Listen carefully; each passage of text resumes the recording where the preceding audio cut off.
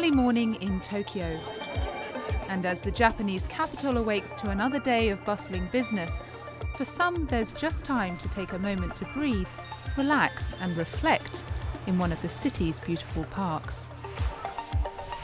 But in the land of the rising sun, rugby too is also on the rise, with a World Cup on the horizon and the arrival of the Sevens World Series. Welcome to Rugby Sevens Worldwide.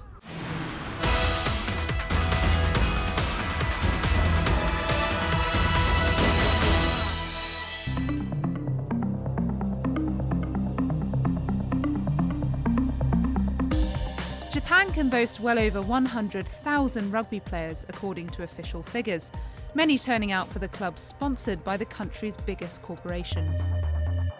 And it seems the sport has recently acquired a new high-profile fan, as Emperor Akihito attended his first rugby match, raising the game's profile even higher with 5 years to go before Japan hosts the Rugby World Cup in 2019.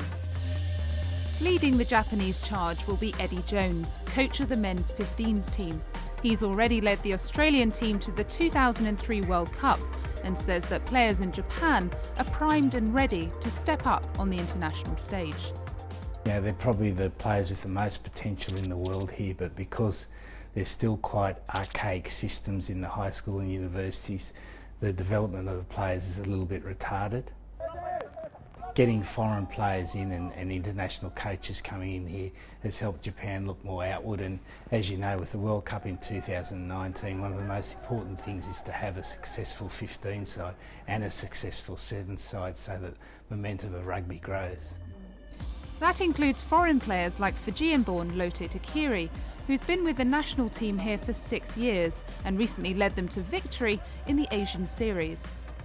Japan Sevens team, they were preparing for the Hong Kong Sevens back in Fiji, and that's where they asked me if I could play Sevens for Japan. I didn't hesitate or didn't think twice. I just said, okay, sure, I'll give it a shot. And from then till now, I'm pretty happy with the decision I make. Future success for these players also means working hand in hand with the 15 squad to strengthen both sides.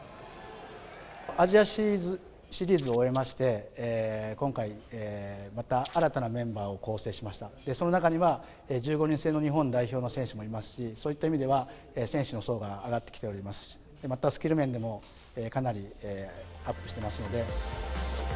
We're trying to use the Sevens now to put young players in there to gain international experience, improve their skill set, improve their fitness and their speed. And on this weekend we've got 2 of our young wingers playing in the Sevens team, which is quite exciting. The women's Sevens team is also competing well, currently 8th in the rankings, and after a strong performance in the tournament in Brazil last month, confidence is high for the team going into the latter part of the series.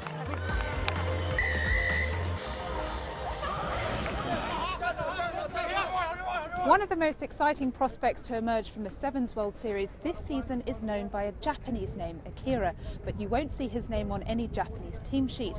This teenage sensation is the son of a Samoan international, but he plays his rugby for New Zealand. Ioane goes up, takes it for New Zealand. 18-year-old Akira Ioane was picked to make his Sevens World Series debut in Las Vegas in January. A mix-up over visas robbed him of that chance, but set up the mouth-watering prospect of a home debut in the Wellington Sevens. After a nervous start, he set the tournament alight with his speed, his strength and his try-saving tackles. It looks like Akira Ioane has helped New Zealand keep a clean slate.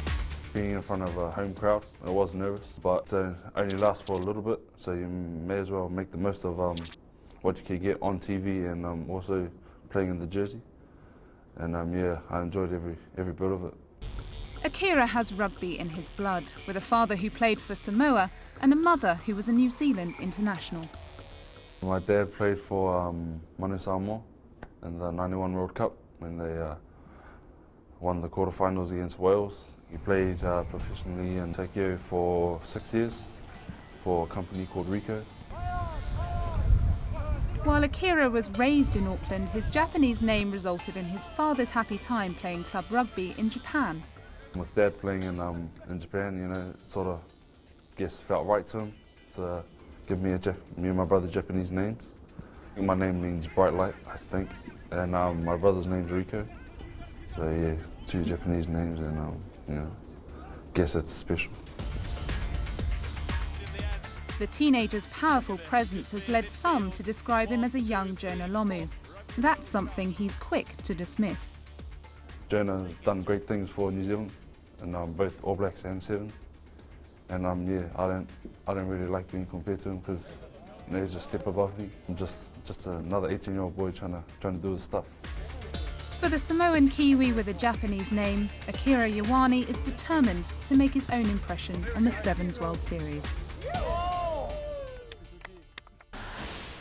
After the break, we bring you the best of the action from the Tokyo Sevens, and we take you behind the scenes with the Fijian team on the road. I can promise you fun, sweat and cheers.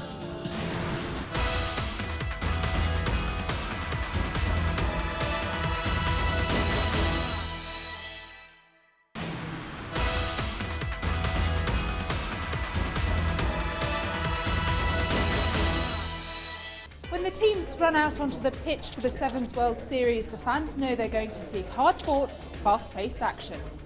But they don't usually get to see how they prepare for this moment. Well, that's where we can help. Rugby Sevens Worldwide was given exclusive access to follow the Fijian team in the run-up to the event in Las Vegas, at work, at play and at prayer.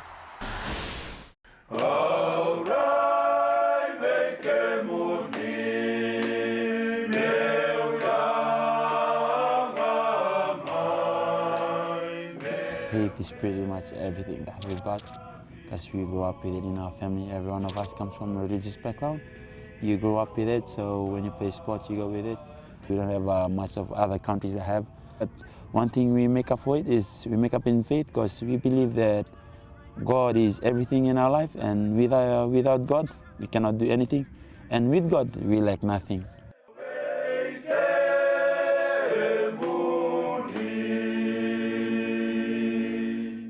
One, 2, 3. Next, go!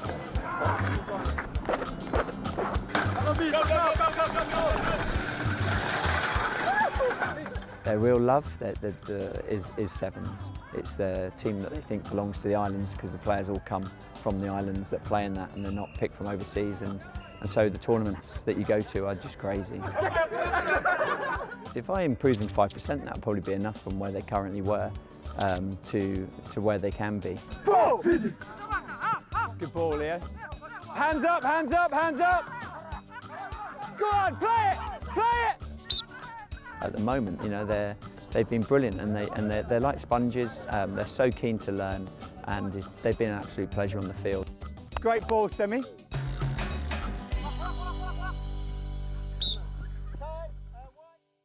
Okay, the team is here.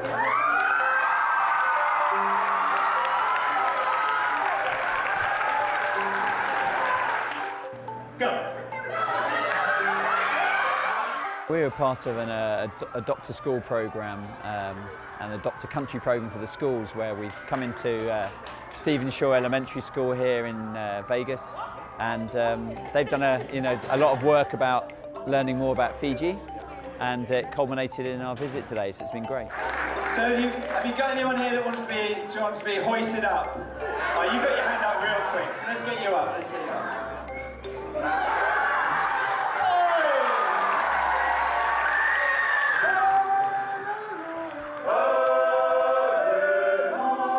They love talking about Fiji because they're passionate about it, and you've seen in their singing, you know, they're very good at it as well. And it gives, I guess, the guys here today a little slice of what the culture's like in Fiji.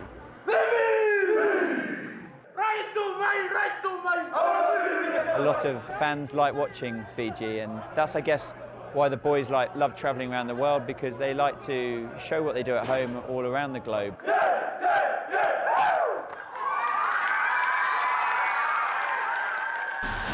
Back to events here on the pitch in Tokyo, and South Africa were looking to repeat last year's victory, while Japan were keen to impress in front of a home crowd.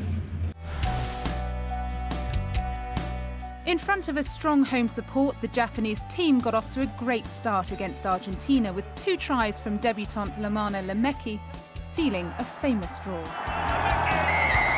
Despite losing their other pool matches against Kenya and eventual finalist South Africa, the Cherry Blossoms progressed into the bowl competition where they secured a resounding 42-12 victory over Samoa. But their run came to an end against Wales in the next round. And it was South Africa and Fiji that met in the final, a repeat of the fixture in Dubai earlier in the series, with the Blitzbokke out for revenge. It was a breathless affair with Ben Ryan's team getting off to a flying start with 2 quick tries. South Africa responded with 3 tries of their own and they dominated the latter stages of the first half, but a late score by Benito Masilevu drew Fiji level as the teams went into the break. In the second half, both teams kept the scoreboard ticking over in a hard-fought game that was neck and neck. With the scores level and less than 20 seconds remaining on the clock, a sensational try by Waseya Nathuku sealed the championship for the Fijians. A wonderful moment for Japanese rugby and a great moment for the Fiji Sevens. You can see more features about the sport and find out more about the Sevens World Series by going to our website at cnn.com/rugby. Next time we're in Hong Kong, considered by many to be the biggest in the Sevens World Series calendar, where I'll be with Sevens legend Waseli Serevi. Until next time, it's goodbye from Tokyo.